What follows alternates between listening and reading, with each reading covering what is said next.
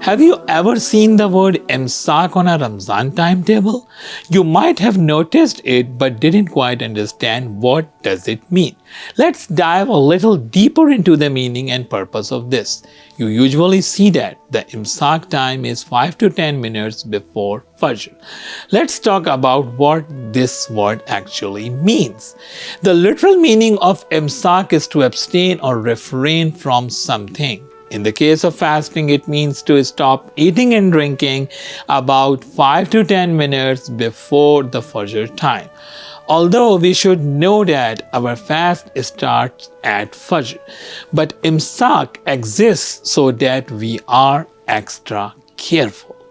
The goal of Imsak is to ensure that we refrain from eating and drinking a little before the Fajr time, so that we can be certain fast begins on time. This ensures that our fast is valid and starts at the proper time.